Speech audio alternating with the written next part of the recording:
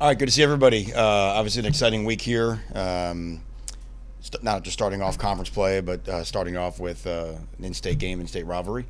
Um, Good mood in the building yesterday, coming off of the win at Middle Tennessee. I did think we took a step forward in all three phases, but as always, there's still a lot to work on.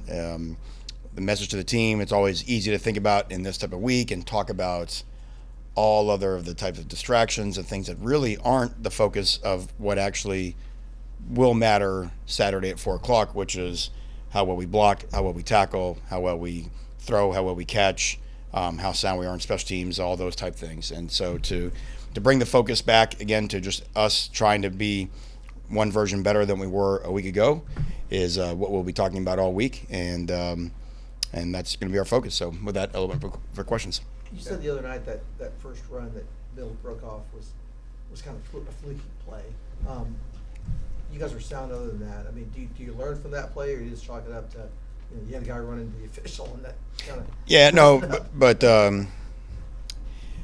yeah, fluky is probably not the right word. In a way, that would probably, one, take credit away from them, and then two, sort of absolve us as if it was something that was outside of our control. It was in our control.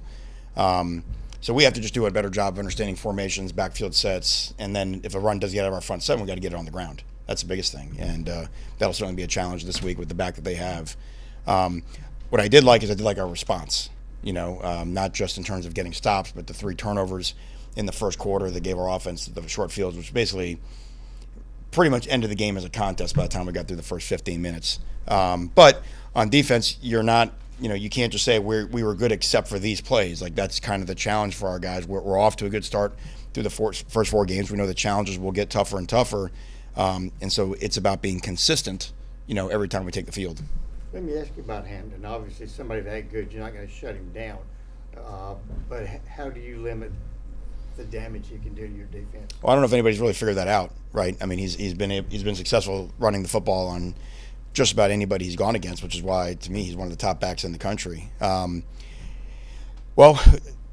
what's good defense about, right? You got to get multiple hats to the football, right? If he's in a lot of one-on-one type situations, you're going to be in a problem, and don't let him get going. Like I said, now that's easy to say, that's hard to do. They do a nice job with pre-snap and post-snap motions to try to get your eyes in the wrong place to take it off of him. So it's a great challenge for our guys. But look, this is what what we always tell our guys is that great players punish you for your mistakes. You're still in control whether you make a mistake or not, right? So if we can be where we're supposed to be and be gap sound, you have half a chance to get him. Now, getting him on the ground is the second part of the equation.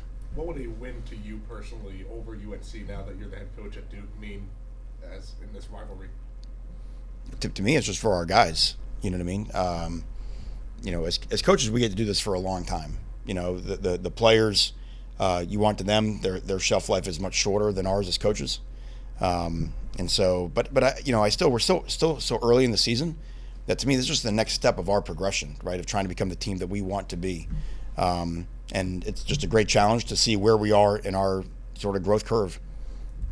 Manny, the offense has really established a run game in the last 2 weeks. Do you look to continue that, and what do you attribute that to, despite not having your full backfield? Well, we have to, right? You can't be one-dimensional and expect to beat good football teams. And so I think the development of our offensive line, playing better together, the same thing with our tight ends blocking, that's really helping us out. And Star Thomas is emerging for us, right? Not just the way that he can see holes, but then what he does when he gets down the field. And I think his toughness is inspiring our football team. It's gonna be a challenge. I mean, they've this is a really good front against the run, and but if we sit there and say we got to drop back and throw the ball this whole game against these guys, they'll lead us up. I know you have confidence in the system for defense that you brought over, but has it fit almost better than you thought it would 4 games in, with how many TFLs, how many sacks, and how much havoc is created? I think, like as I mentioned, even after the Elon game, I'm surprised that we generally end up here. I'm probably a little bit surprised how it's happened as fast as it's happened, and I think the credit to that goes to Coach Packy and his staff, but more than anything to our kids, right? I mean, I think they've done a great job of adapting to it, and now that they've seen it, now that they have the body of evidence, like you said, when you lead the country in anything, right? So they get it. The tackle for losses, the sacks, and why that matters, right? What that does to drives, and if you look at all the data, expected points per possession when you have a negative yardage play, expected points per possession when you have a sack, those numbers go way down, which is ultimately what it's about, right? Which is about keeping the score down.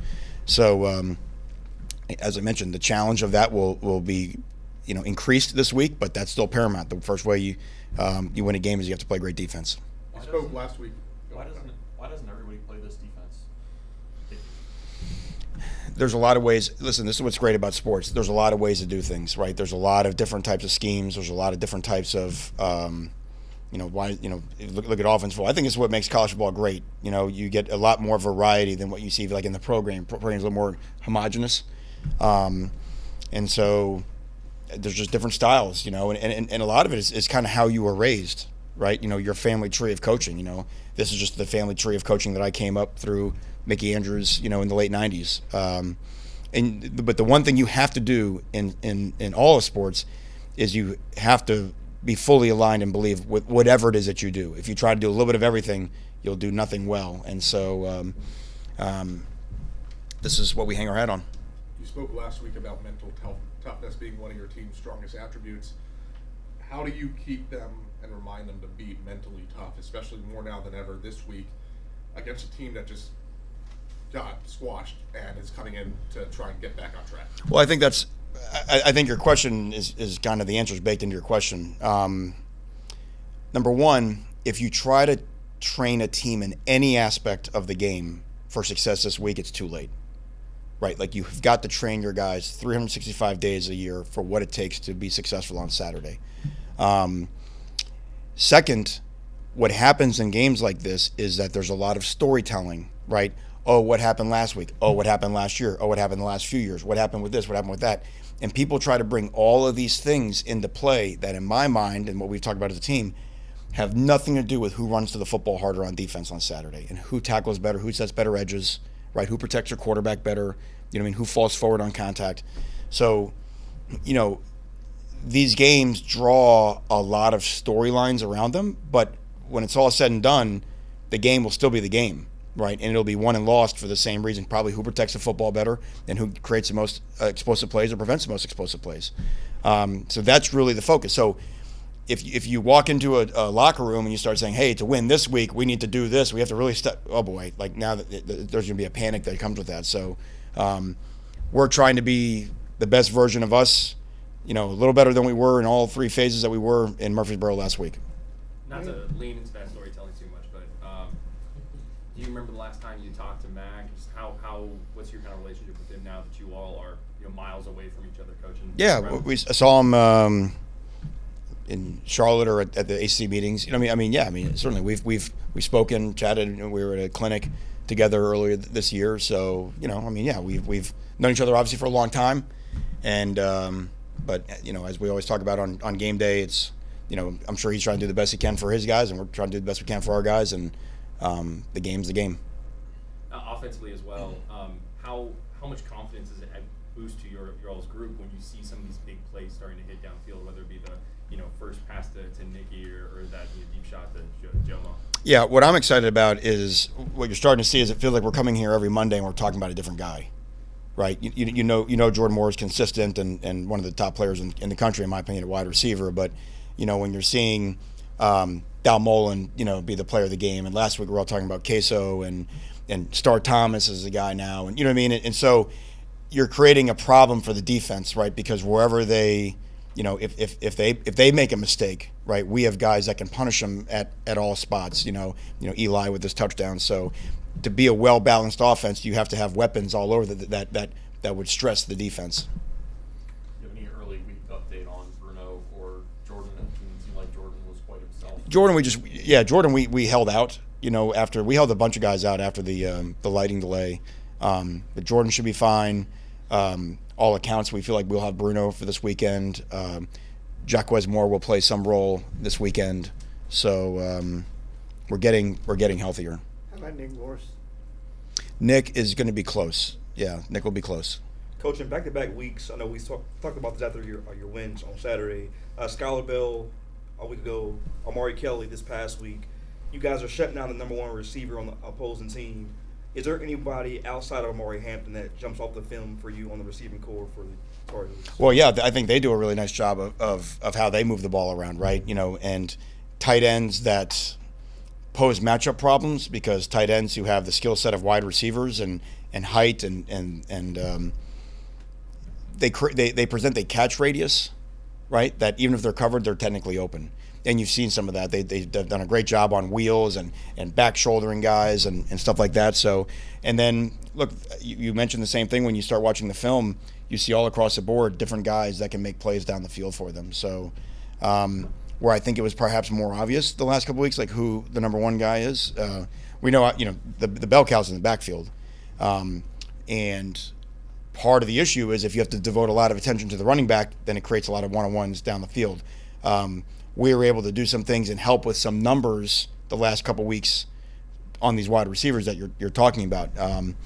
We've got to win one-on-one battles this week because they do a good job. In your mind, when you're preparing for a team that comes off of a bad loss like UNC had this weekend, do you expect something different from them? Are you almost like accounting for a certain energy when they come out at the very beginning of the game? To me, it's a fool's errand to try to guess what their mindset. Like we have as a staff, we just spend all of our energy working on our mindset, and so what's our expectation? Our expectation is you always, no matter what, you're going to get somebody's best shot. That's it. You know what I mean? And you always set an expectation that we're going to have to win a game in the fourth quarter. We're in the ACC now, right? These are games are all going to be close. They're going to come down to the fourth quarter. So I think if you try to, play, distant psychologist, you can send the wrong message to your team because be perfectly honest, it really doesn't matter to us what they do and what their mindset is. We only control what we can control. And so all of our focus is on us and our focus and on our mentality. Will this be your first ever Duke UNC football or basketball game that obviously you've never been a part of it from a coaching perspective, but have you ever been or seen one, I guess? I went to a football game, the soccer match a couple weeks ago. I was there. That's I think the only, and I was not around for the basketball game this year. So yeah, I suppose this will be the first. And do you have an extra appreciation for what the rivalry means, I guess, of Duke versus UNC? Well, I think one of the really neat things in this profession is you get blessed, you get to go around. Been very fortunate, worked at a lot of different great schools, so you get to take part in a lot of great rivalries. And this is one that certainly anywhere in the country, you say it and from corner to corner in America, people understand what's behind this game. That's why you have to double down on what wins football games, right? Stories don't win football games, right? Execution wins football games, and that's going to be what the week is all about. Let me ask you a meaning of life question. Okay. That ties into Connor's question. Okay. Earlier. Your defense is obviously proactive, it's aggressive, it's an attack. Is that part of your personality? Did you gravitate towards that because it matches some part of Manny Diaz's personality to make something happen rather than let something happen? Yeah, I appreciate that's a little less on the meaning of life. I'm not gonna. I was gonna struggle for that one. I feel like I should be asking you more meaning of life questions. I think the short answer is yes, right? And I think you would see that with any coach, right? What I always imagine is if I was sitting in the stands, what would I want to see?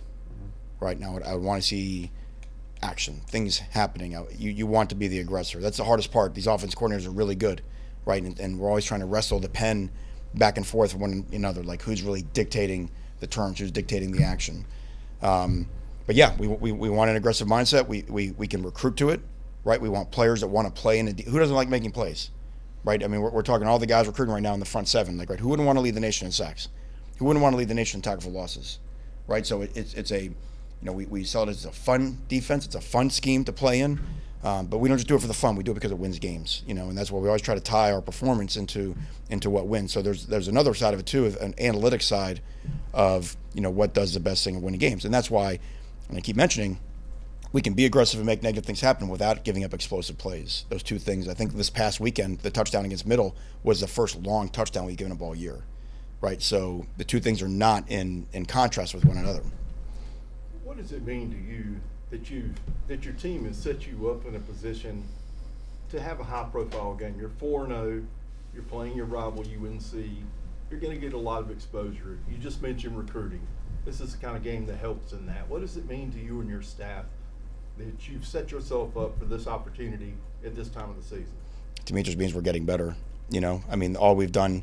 I'm going to keep, going back to, I mentioned this in here before. There's success and there's excellence, and based off the measure, we've been successful for 4 straight weekends. I don't know that we've been excellent yet, and so really, no matter what our record is, like that's kind of our North Star, and we're just trying to go as close as we get to that. Even if we fall short, we'll have a good chance of being successful in any given weekend. And like I said, if we change the narrative or try to change our tune now because of a rivalry or because we're 4-0 or because of the thing you mentioned, it's baked in your question, attention. Why would attention change our standard? The standard's a standard, and we're just trying to play to that. Coach, And go ahead.